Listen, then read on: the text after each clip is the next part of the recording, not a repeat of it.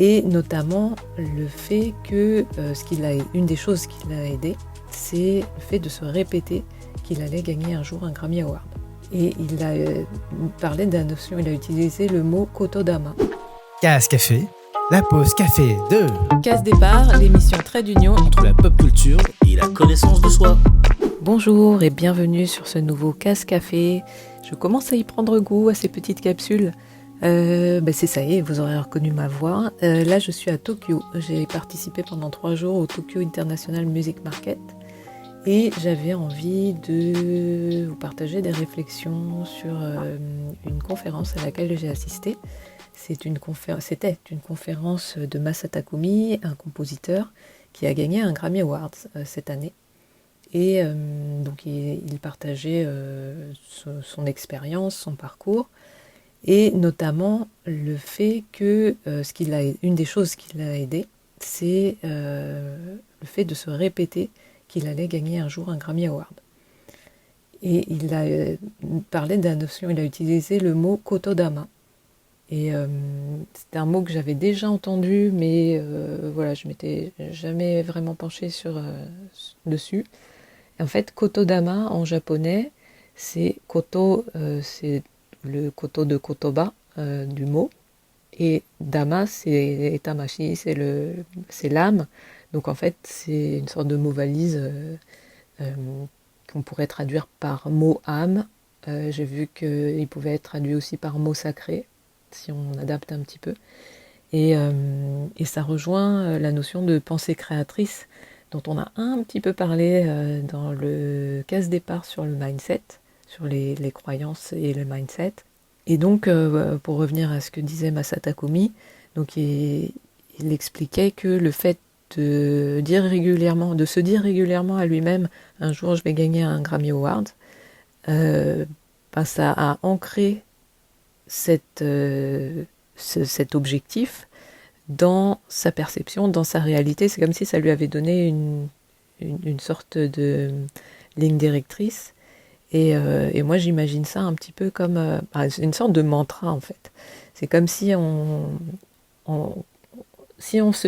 imagine que les mots ont une charge énergétique, on pourrait dire que à force de se le dire, c'est comme s'il construisait un Genki Dama quoi.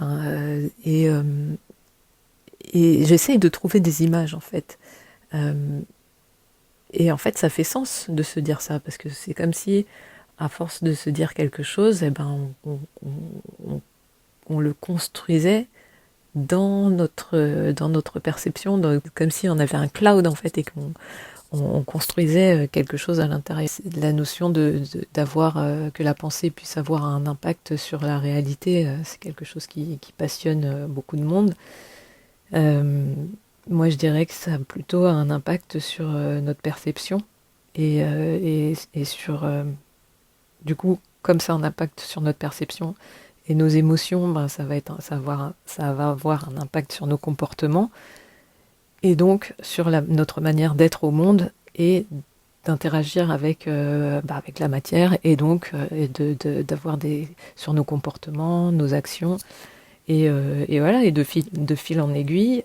En fait, on construit vraiment dans la matière notre propre réussite, notre propre chemin. En tout cas, réussite, ça dépend des gens, ça dépend de quel point de vue on se place. Mais en tout cas, notre chemin. Et du coup, voilà, j'ai trouvé ça super intéressant, la notion de Kotodama. Et ça m'a aussi rappelé que on parlait des héros de shonen dans une des émissions, de l'émission sur les croyances et... non, on a fait deux émissions. Une sur les héros de shonen, une sur les croyances et le mindset, mais bon, il y a quand même un lien. Et c'est vrai que les héros de shonen répètent régulièrement, d'une part, leur objectif, d'autre part, ce qui est important pour eux, leurs valeurs. Et donc voilà, je trouve ça intéressant de remettre un peu de focus là-dessus, sur cette notion. Et puis moi ça m'a fait réfléchir aussi sur c'est quoi mon Kotodama, si ça pourrait être quoi mon Kotodama aujourd'hui. Alors j'en ai pas. J'en ai pas, faut que je m'en trouve un. Faut que je me trouve un mantra.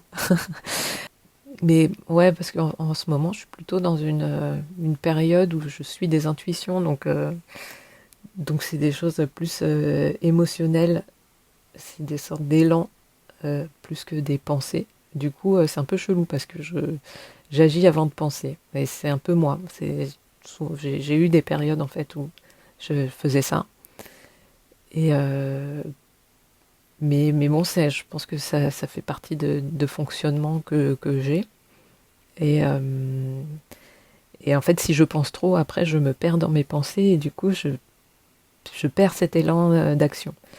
Mais je pense que chacun est très différent et que voilà, faut trouver ce qui marche pour nous. Mais je crois que tout ce qui est élan comme ça, c'est un truc qui fonctionne bien pour moi. Et, euh, et en fait, bon là, je m'éloigne un petit peu du Kotodama, mais je vous partage un autre truc du coup. C'est la notion de. Alors, on peut parler des étoiles qui s'alignent, ou alors des coïncidences, ou des heureux hasards, ou les surprises de la vie. On peut appeler ça comme on veut, mais alors moi, j'adore relever les petits trucs comme ça, les petits signes. Euh, bon, le faire trop tout le temps, tout ça, c'est fatigant. Mais quand je suis d'humeur joueuse, j'aime bien relever ça. Et là, ce qui est ouf, c'est que je suis partie presque sur un coup de tête, euh, et surtout pour participer au team. Et la musique, c'est quelque chose qui me tient vraiment à cœur. Et ça fait 20 ans à peu près, enfin bon, avec une petite interruption, mais que j'essaye de faire le lien, faire des ponts entre la France et le Japon dans tout ce qui est musical. Euh, et donc je vais au team là et j'arrête pas de. J'ai croisé bien sûr des gens que je connaissais, dont je savais qu'ils seraient là, enfin, qu'il y avait de fortes chances qu'ils soient là. Euh, mais alors j'ai croisé un mec avec qui j'avais bossé il y a 10 ans, enfin, presque 10, pas tout à fait 10 ans, mais presque, euh, qui, qui n'était plus aux droits internationaux et genre il est revenu tout récemment là. Et donc comme par hasard on se revoit. J'ai croisé par hasard aussi hier un, un pote qui travaillait dans la J-Musique euh, il y a 10 ans. Et il y a 9 ans pour être plus précise. Et je trouve ça ouf en fait. Et comme par hasard aussi, il y a un groupe de chœur, alors ex Uplift Spice pour ceux qui connaissent, et maintenant The Mousse Mousse, qui fait un concert pile pendant la période où je suis au Japon. Enfin bon, il y a plein de petits trucs comme ça, hyper réjouissants en fait, des choses qui nourrissent ma joie de vivre. Et du coup, je trouve ça trop cool. Maintenant, je vais pas suranalyser, mais juste en fait, je trouve ça cool. Et par rapport à toutes les notions à tout ce que j'ai appris en coaching, en fait, moi, c'est vraiment le coaching que j'ai appris, c'est basé sur l'émotionnel. Et il y a une des choses qu'on a appris, c'est que la vie attire ce qu'on incarne déjà émotionnellement. Et donc, en fait, plus je suis dans la joie, plus je vais m'attirer des choses qui augmentent ma joie. Et là, clairement, je vis ça. Donc voilà, je voulais partager ça avec vous. Après, il y a d'autres choses dans la vie qui me mettent en colère ou qui m'attristent. Tout ça, la vie n'est pas monocolore, monotone. Il y a plein d'aspects, il y a plein de reliefs, il y a plein de contrastes. Et c'est ça qui fait que la vie est intéressante à traverser. Mais, euh, mais en fait, finalement, la manière dont on traverse la vie et la manière dont on perçoit le monde dépend de là où on met notre focus, où on met notre attention. Et là, je me dis, c'est chouette d'avoir ces sources de joie pendant ce séjour. Et ça permet d'alléger aussi des choses moins réjouissantes. Donc c'est cool. Voilà. Et donc, moi, pendant mon séjour, là, je vais réfléchir à mon Kotodama, avoir un mot, à des pensées créatrices que je pourrais davantage conscientiser et du coup ça nourrira aussi mes observations et je pourrais vous partager des nouveaux trucs. Voilà.